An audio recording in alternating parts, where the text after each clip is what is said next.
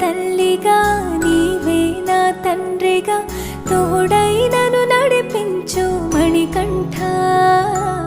కష్టాలే తరిమినా కన్నీరే ముంచిన నీవే నాకు దిక్కు కదా అయ్యప్ప.